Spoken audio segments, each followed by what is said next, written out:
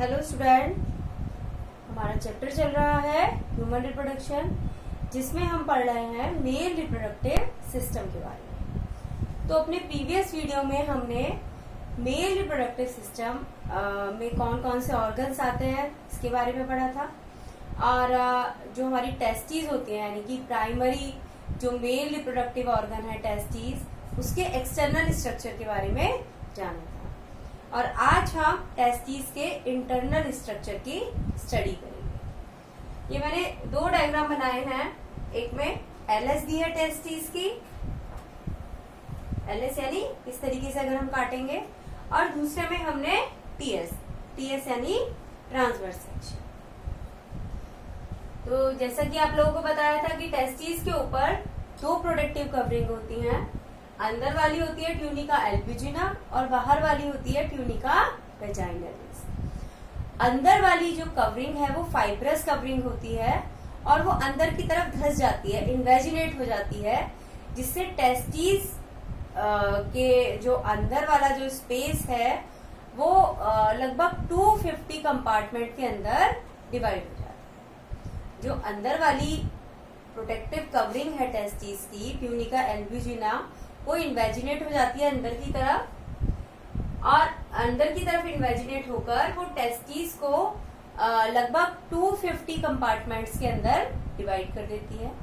और ये जो सेप्टम है जो डिवाइड कर रहे हैं टेस्टिस को, इन्हें हम कहते हैं टेस्टिकुलर सेप्टम। इन्हें क्या कहते हैं? Testicular septum. और हर कंपार्टमेंट के अंदर 1 से लेकर 3 सेमेनिफेरस टिब्यूल्स होते हैं, जिन्हें हम कहते हैं शुक्र जनन नलिकाएं। प्रत्येक कंपार्टमेंट में 1 से लेकर 3 तक सेमेनिफेरस टिब्यूल्स होते हैं। तो इस तरह एक टेस्टिस के अंदर लगभग 800 से 900 हमारे सेमेनिफेरस टिब्यूल होते हैं। तो ये हमारी बाहर वाली लेयर है ट्यूनिका वेजाइनलिस, ये ट्यूनिका एल्ब्यूजिना, ये टेस्टिकुलर सेप्टम है, ये कंपार्टमेंट है जिसके अंदर हमारे ये हमने सेमिनिफेरस टिब्यूल बनाए।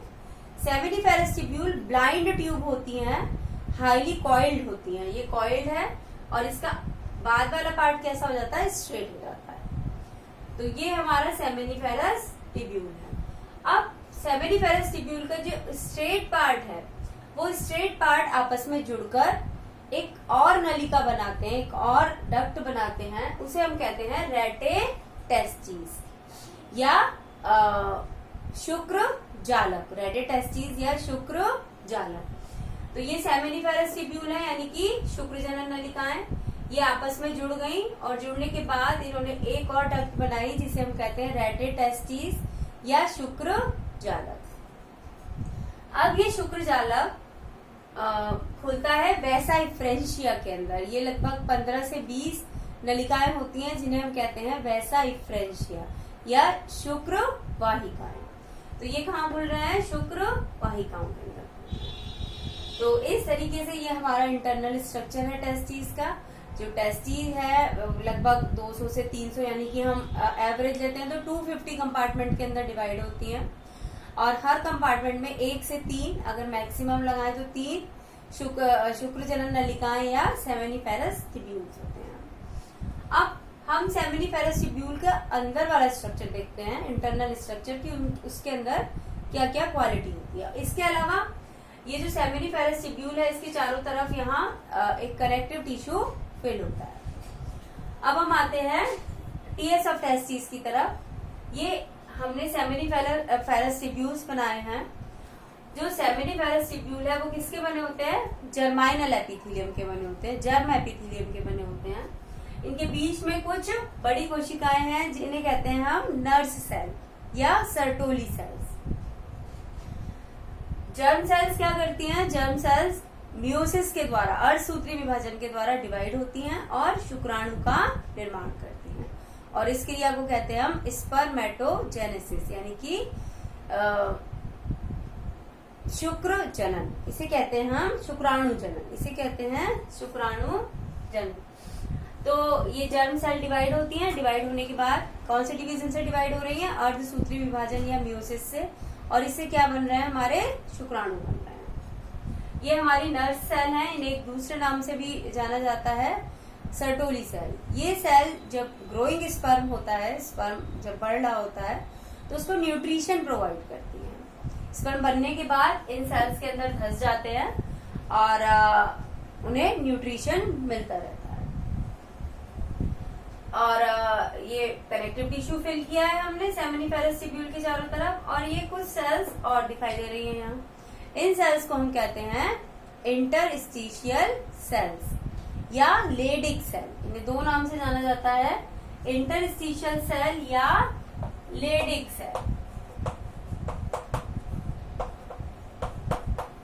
लेडिक सेल्स का काम होता है कि ये टेस्टोस्टेरोन हार्मोन का सिक्रीशन करती हैं, और टेस्टोस्टेरोन हार्मोन जो हमारे ह्यूमंस के मेल के अंदर सेकेंडरी सेक्स कैरेक्टर होते हैं उनके डेवलपमेंट के लिए रेस्पॉन्सिबल होता है। इसके अलावा ये हमने बताया था, ये रेडी टेस्टिस हैं, ये वैसाई फ्रेंचिया, और ये वैसाई फ्रेंचिया किसके अंदर खुलती है? ये खुलती हैं एपिडिडाइमिस के अंदर। एपिडिडाइमिस यानी कि अधिवृषण के अंदर। तो इस तरीके से ये हमारा इंटरनल स्ट्रक्चर हो गया टेस्टिस का। अब अपने नेक्स्ट वीडियो में हम जो बाकी बचे ऑर्गन्स हैं उनके बारे में जानेंगे। तो एक बार रिवाइज करा देते हैं। बाहर वाली लेयर ट्यूनिका वेजाइनालिस, अंदर वाली ट्यूनिका एल्ब्यूजिना।